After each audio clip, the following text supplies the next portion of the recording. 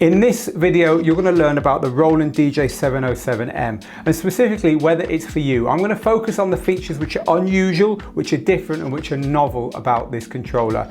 It's a Serato controller, but it does so much more than most Serato controllers do. So if you're wondering, what's different about that? Looks curious. This is the review for you. This is the one that's going to tell you whether actually this is a controller you've been waiting for. It's very different to a lot of things on the market.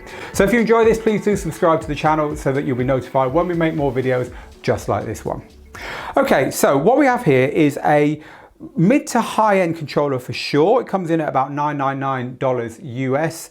It's a mid to high end controller, but it's built into a very, very portable package. It's smaller even than the Traktor Kontrol S4, which is a small controller, and all the better for it, I would say. But it's smaller and lighter than that controller. Let's cover off right at the beginning though that the build quality is awesome. It's got plastic where plastic's okay. It's got metal where it matters, namely on the mixer plate. It's got the plates come off so you can replace the faders. There's a lot of serviceable parts in this unit. It's been designed to last. So it might be lightweight and it might be small, but it's not built to a budget, that's for certain. So let's cover that off right at the beginning. Looking at the controller, you might think, oh, I don't like the look of those jog wheels. They're small, there doesn't seem to be much going on there. Well, yes, they are small jog wheels. I think Roland's decided that the people they're aiming this at don't really care about big flashy jog wheels with displays and stuff that spin round when you're listening to music. They'd rather have something that's practical and that's understated. It's certainly practical and understated as far as the overall look and feel goes, but certainly as far as those jog wheels go. The pitch faders, they're short throw, as you can see. You might think, that means they're going to be hard to DJ with. They're actually not. You've got an easy 1/50th of a BPM granularity there, which is plenty enough for manual beat mixing. And again, they're high quality controls, so there's nothing to worry about there. They're just small because the whole thing is deliberately a small controller. So I want to talk you around what we've got on here, but before I do, I just want to point out this screen, because we're going to spend quite a lot of time looking at this screen towards the end of this review. It's where a lot of the clever stuff on this controller is controlled from, or rather where you get the feedback about a lot of clever stuff on this controller. So just keep an eye on that screen. So now we're going to talk through what's on the front and back. We're going to talk through the decks and the mixer before moving on to having a look at some of those novel features. So around the front, we have our inputs for headphones, 1/8 inch and 1/4 inch. There's a level for the headphones there. There's a Q master, but also a split and stereo button, which is going to please a lot of DJs, useful for DJing when you don't have a monitor speaker nearby. The crossfader has got a curve adjuster there, and it's also got the all 4 channel matrix, so you can decide what the crossfader does and doesn't control. We've got an auxiliary in here, which goes straight to the output via this level control, and it's got more flexibility than I've ever seen on an auxiliary in before. You have a left and a right mono input, which can be switched to make 2 mono inputs there. So you could put 2 extra microphones on top of the main microphones, which we're going to get to in there. It's also got a stereo jack input, so you can plug an auxiliary source in there as well. So a nice auxiliary input there on the front where you would want that to be, so that if anything happens and you need to quickly switch over to something, it's right there for plugging your phone in or your iPod Shuffle or whatever it is you use. There's also a nice feature on that auxiliary input, which I'm going to come on to when I talk to you about how the zoning on this works, because it's got lots of outputs as well, which is quite exciting. Before we move on to any of that stuff though, we've got to carry on with our tour of the front and back of the unit. So let's have a look at the back of the unit. So from left to right, we have our microphone ins, 2 XLRs for the main microphones there. So they're not Omni jacks. You don't get a choice of a 1/4 inch jack or XLR. They're just XLR. Our inputs are here, 4 inputs. 2 of them are line or phono, and that's actually software switchable. And then you've also got your ground pin for your phono there as well. So over to the outputs. Here's where it starts to get interesting. So our master output is XLRs and also the RCAs, which is what I'm plugged into. And then the booth output is jacks, 1/4 inch jacks. And then there's a zone output. We'll get back to the zone output in just a second. And then moving along, it wouldn't be Roland if there wasn't a MIDI output, so you can plug in and sync Serato and some other MIDI device up there. And then there are 2 inputs for computers, which is a useful addition because you can have a completely redundant computer sat there just in case your laptop crashes. You can DJ back to back with someone else, and you can also plug in an iOS device, which I'll talk to you about in a little while. Power and your power switch and DC in are there with your power cable. protector thing there to wrap this around so it doesn't get pulled out by accident. So that's a technical term, by the way, power cable wrappy thing. Anyway, let's look at the decks now. So the decks are identically laid out. There's none of this old-fashioned mirror image stuff there. You know, they're laid out in exactly the same way. So the deck, at the bottom of the deck, you've got your Serato controls for hot cues, cue loops, auto loop, loop roll, manual and save loops, slicer, slice, loop, and a sampler and pitch play.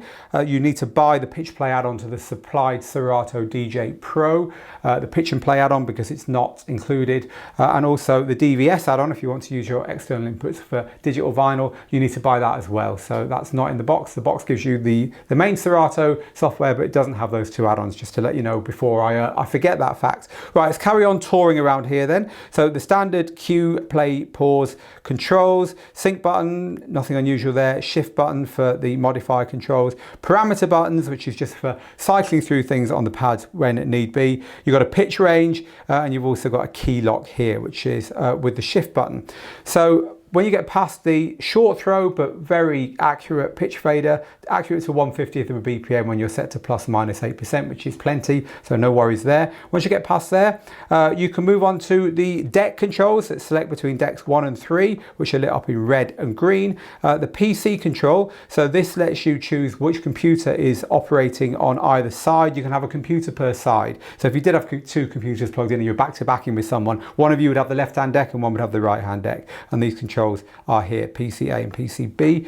This is a loading control, and then you've got your view button, your open preparation window button, and your add to preparation button here. So very easy to quickly prepare a little set and cycle around your music from this section. And this encoder here is a nice little encoder. They remind me of encoders on the old Novation Twitch, and I remember that controller. But yeah, they're nice little controllers there. So let me talk to you about the effects section, because the effects work a little differently to the way Serato effects are laid out on most controllers. They're the same as Serato effects on most controllers, where you have the 4 knobs across the top, but they've just squashed it in a bit more. It's kind of, they've depreciated it a bit because they've given the space to other things, which we'll talk about in a minute. So you have your standard effects 1, 2, and 3, which can be turned on and off, or if you're set to one effect in Serato, then this is going to be controlling the various parts of the single effect you're set to. Most people nowadays tend to have 3 effects set on here in my experience. So on this setup here, I've got a combi filter on number 1, I've got an echo on number 2, and I got a reverb on number 3, so you turn them on and off like that. If the music's playing, this is your wet dry, or your on off for the effect. So if I select the echo, that's bringing it in and out for me, and the same with the others. It's the reverb, and of course you can gang them up. I can have an echo and a reverb. If I want to affect the time, change the time, I hold down shift and then I turn this here, which affects the time. I'm now affecting every 4 beats. So if I now turn on the echo, it'll be a 4-beat echo, quite a long echo.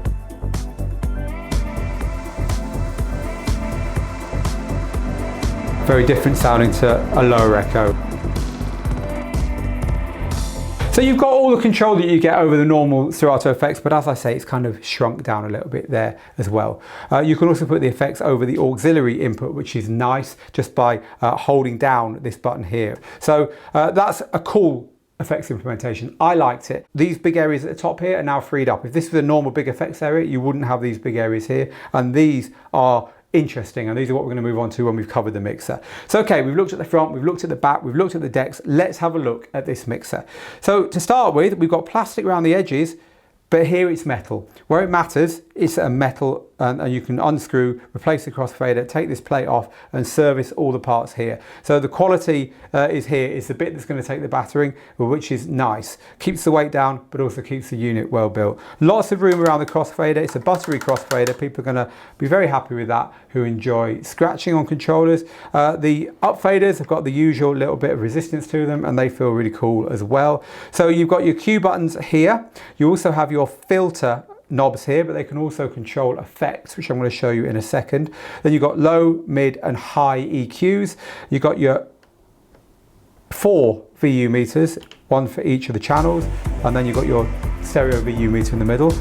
There is a booth output, master output and zone output for that zone control on the back, that zone output on the back here.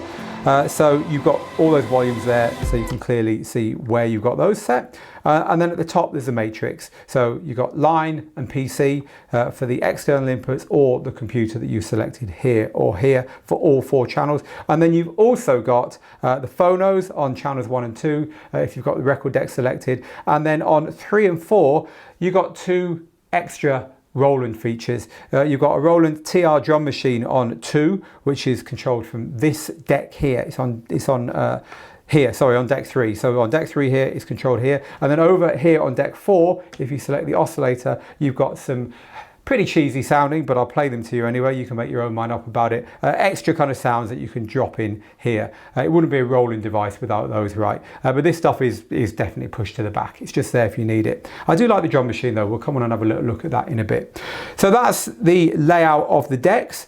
At the top here, we're going to start off with this area here, which is the microphone channels. They are 2 of the best featured mic channels I've ever seen on a DJ controller. So I've already shown you the sockets around the back for them. But here they've got their on-off buttons. You've got a duck, which is another way of saying talk over, which is when you talk into the microphone, the music ducks down in volume. You can actually decide how much really easily by holding down the on button and by holding down the duck button and turning this knob here, and you can see on the display it's turning the microphone ducking from infinity, which is off as soon as you talk, to very low, minus 24 dB, to 12.6 and everything in between. And if you do hold the on button and turn this, you get to change the microphone gain, the input gain for the microphone before it hits the volume control. Pretty impressive stuff for microphones. They're both completely independent. They both got 3-band EQ, and they both got microphone effects as well. Again, pretty damn cool. So this is awesome if you use a lot of microphones, you do a lot of speeches, you work with singers, and you just think, you know, no DJ controller's giving me the microphone use I want. Well, this one certainly has got more microphones than anyone could shake a stick at, especially if you use the 2 around the front. You could have 4 microphones plugged into this. So over on this side is where I want to spend a little bit of time now describing what's going on here, because this area here is where a lot of the hidden power of this controller is. This controller's strong point is all those inputs that I've talked to you about. You've got your 4 line inputs, or 2 phonos and 2 lines on the back. You've got your 2 main microphone inputs on the back here. You've got potentially 2 microphone inputs and an auxiliary input here, all switchable up. And then your outputs. You've got your main output, your booth output. You've got your zone output, which is to a completely different zone somewhere else, another room. And I'll tell you why that's really important in a minute. So the inputs and outputs here, combined with the way you can route these and the inbuilt effects, are really quite powerful. So I'm going to talk to you about what goes on here to control all that stuff.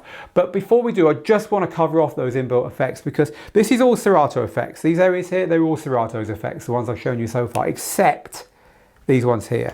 So back to this piece of music that was playing away here. In fact, that's the drum machine. I'll show you that in a second. But back to this piece of music. So here, now that says filter on it, but it's not a filter, is it? That's actually some kind of echo. So what's going on there? Well, it's simple. If I hold down the Q button and turn this knob here, I can change the effect type for the channel I'm currently on. So filter is the one I'm on now.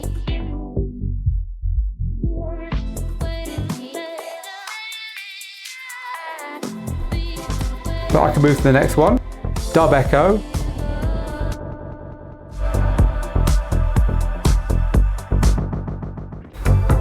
On to the next one. Jet.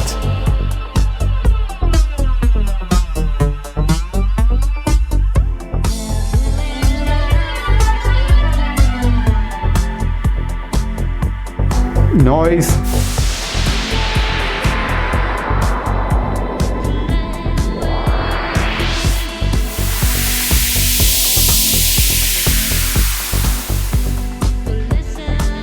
Reverb.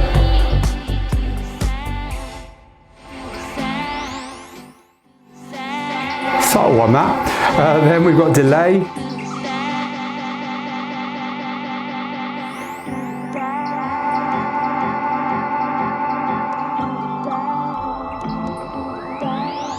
Bit crush.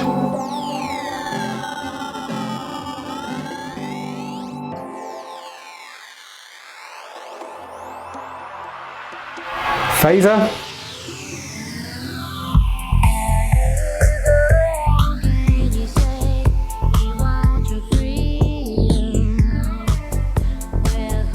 Noise, another noise.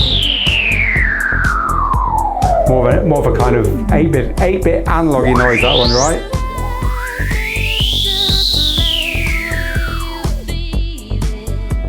Noise 2.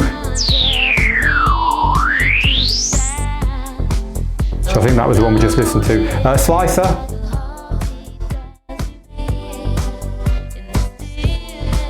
Okay, a bit like a trans effect, that one. A roll.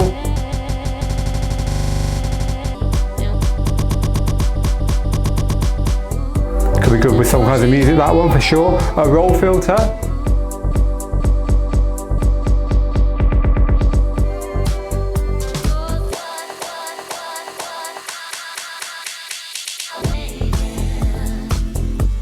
Loop pitch. This is a nice one. Nice kind of end of night to that one, isn't it?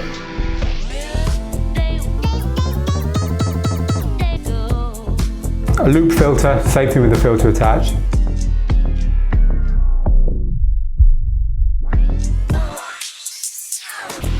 So the good thing about these, and a vinyl simulation, I really like this, it just gives that vinyl crackle. Listen to this.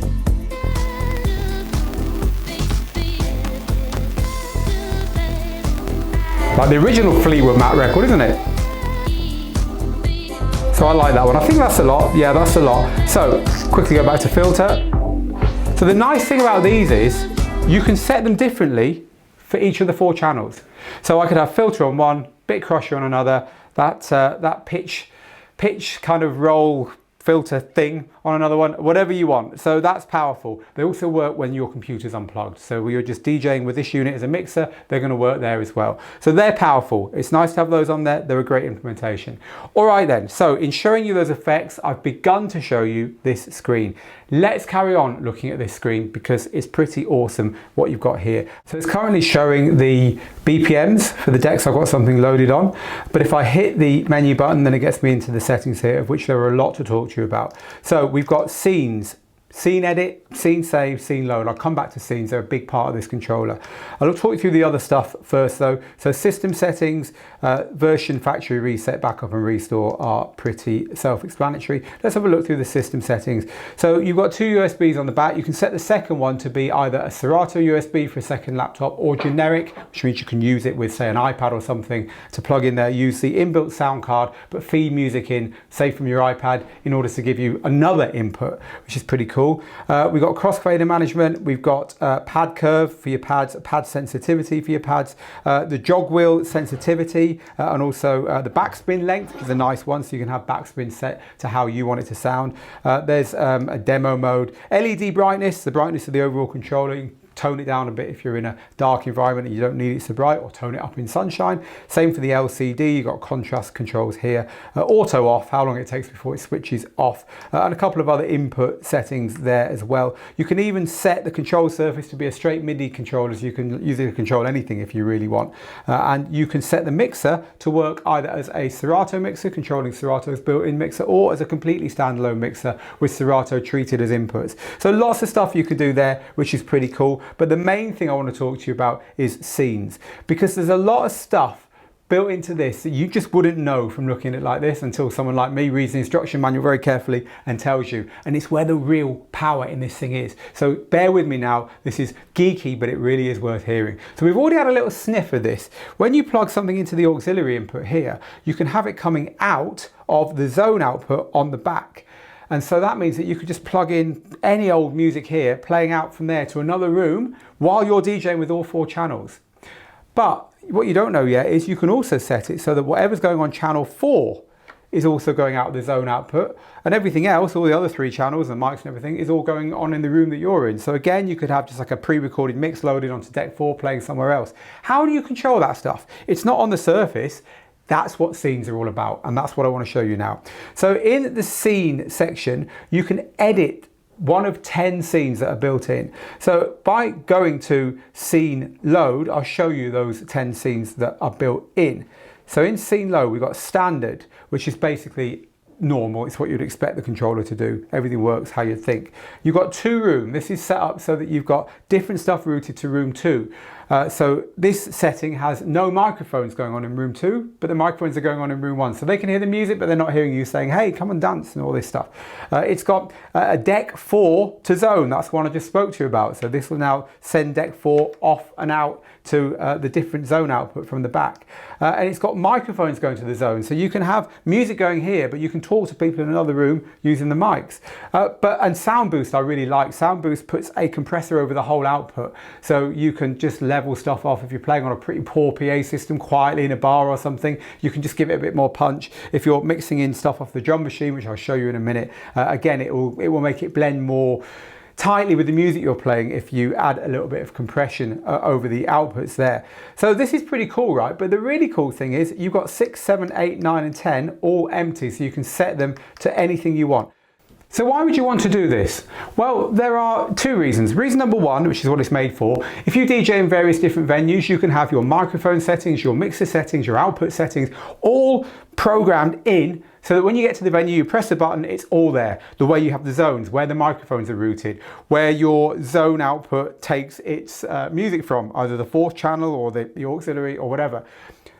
The EQs, so if a PA is a bit dodgy, you can have the EQ set to try and make it sound as good as possible. All kind of things that are going to be very useful to you if you're constantly playing in the same places, when you get there you're finding yourself having to do all kinds of setup. Well, you can program it. But even if you only ever play in one place, like even your bedroom, you can program things in here which get the controller exactly how you want it. And the granularity of this you don't find on a lot of controllers. So even for you, not having to ever change this once you've set it, there's some really useful things here.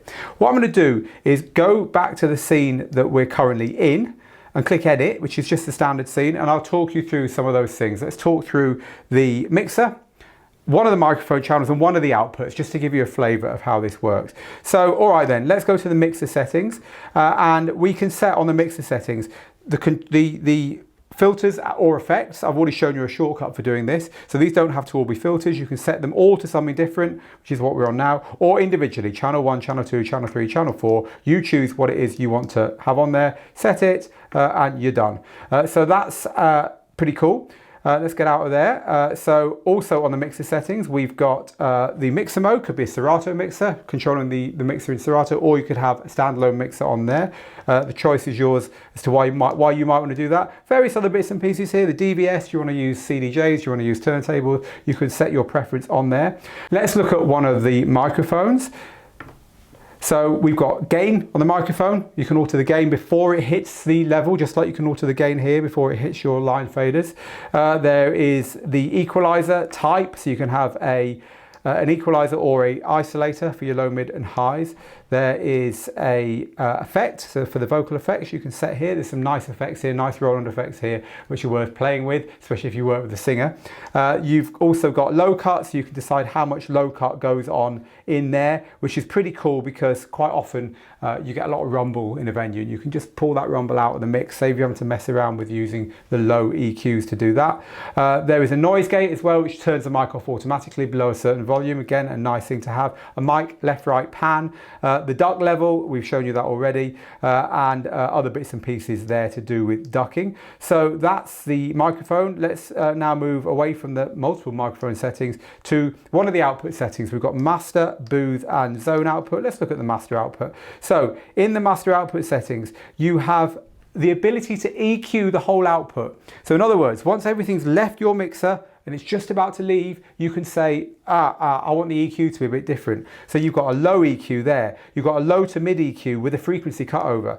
You've got a high to mid EQ frequency cutover as well. And you've got a high EQ there. So you've got a 4-band EQ with cutoff, so you can fine tune the output to suit where it goes next. A lot of DJs will take a little mixer and have it next to their controller. To do that, well, you don't need to anymore. It's built in there. It's just saved you carrying around an extra box. That on its own is a game changer. I really, really like that. I think that's an awesome addition. So you've got that EQ. You've also got a compressor, so you can compress the whole output. You've got a limiter, so you can turn on a limiter, so if there's something past here that could get damaged by someone getting a bit over over excited on here and turn everything up too loud. You don't want it to damage the speakers that are next. You can put a limiter on there to stop that happening. You've got pan, you can turn it into mono or stereo from there as well, and other bits and pieces too. So there's a lot of stuff on here you can program, which is cool anyway, but the fact that you can then save it into 10 scenes and load them again, you can even take them out of here and put them onto other DJ707Ms. So say you run a multi-op DJ company and you've got lots of these things, you can send the right settings out with your DJs and have some quality control over what they're doing. I think that's really awesome. So that is one of the big things about this, and one of the reasons why the decks are a little bit smaller, because it's one of these units they've tucked in at the top here, especially for mobile DJs who are going to really like that stuff. Now I want to move on and show you just a little bit of how this drum machine works, because I think this implementation is really good for DJs, specifically because of the ability to have easy re-drums. So if you don't know what a re-drum is, you've got an old song that's just a bit weedy, a bit tinny, and someone's asked for it, and you've been playing modern music with modern full beats and stuff, and you don't want to just mix in this 80s record or something because you know it's going to kill the dance floor. You can very quickly put some drums in, which are in the style of your set, and drop the other track in, and it can be very subtle, but it just gives it that modern lift and it keeps the energy on your dance floor. The best mobile DJs are doing this stuff a lot. You can actually get re-drums from DJ City and BPM Supreme and download pools, but you can do them yourself really easily. And the way that Roland's implemented the TR drum machine in this is nice. So I want to show you now an example of how you might use that to give you some ideas. So let's have a look at how the drum machine works. I can choose drum machine by selecting deck 3 and setting TR at the top here. Now my drum machine is down here. Now I can choose a drum kit to play on here by turning this knob here once I've done that. So we have all these patterns here, some tools, and then complete hip hop kit, trap, house 1, house 2, techno 1, EDM 1, freestyle 1, reggaeton 1, Latin 1, there's one of a lot of these, disco, rock, gospel, couple of gospel. So there's a few drum kits. Let's just select a house kit. There we go, house 1, and I'll hit play on one of these 8 variations and you'll see what I mean. There's a classic Roland house kick. There are variations on all of these, and I can hit another one of these to jump immediately to a variation, or if I want to wait to the end of the current bar, I can hold down shift and do that, which is the best way of doing it. So that's the next variation, there's a bit of hi-hat in there. Let's now move on to the next variation. So our beat is building up nicely here.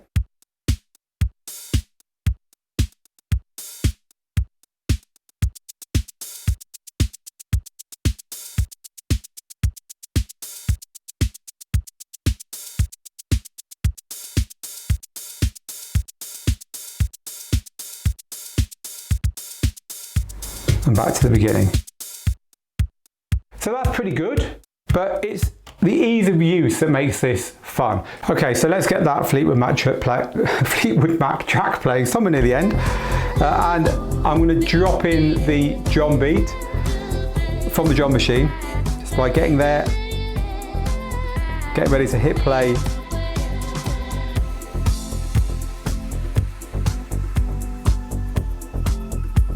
I've now got that drum beat going underneath, that house kick, there it is. At the moment I don't really need it, but I'm going to in a bit because the Fleetwood Mac track's going to end and I want to mix in this cameo track and leave that playing so it sounds a lot fuller and nicer. I might want to just start building this beat up by moving up to a slightly more involved beat.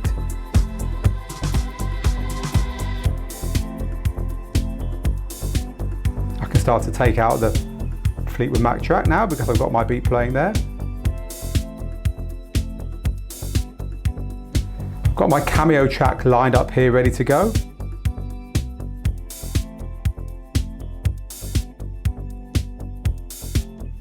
Let's drop it in this time around.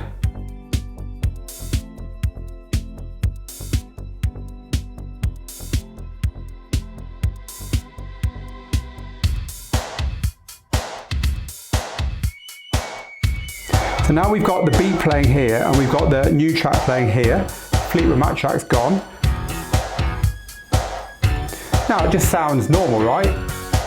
But it's actually a big hybrid of two things, a beat and the original track. And you'd hear that if I turned off the beat.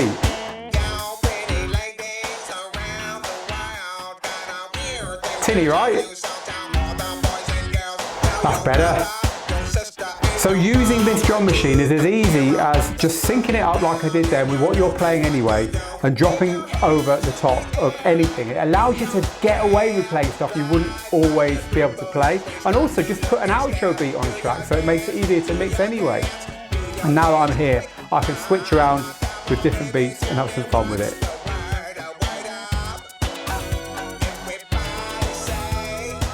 And so on. So that's ReDrums. They're done really nicely on here. I think it's good the way they've stripped it back. You don't get the ability, you can kind of program it a little bit, but really it's just there for you to select the kit you want, get it synced up, get the BPMs right, drop them in, and you're off and mixing. Now, one final thing I want to show you is the oscillator here. It's equivalent on the other deck. So this deck, you've got the TR there. This deck, you've got the oscillator. So I can set it to there, switch it to deck 4, and you just get a few sounds that you can drop in over the top. Some people love this stuff. For me, nah, whatever. So let's have a listen to them.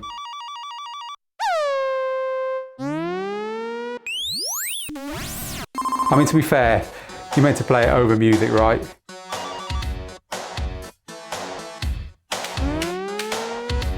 I can kind of see it.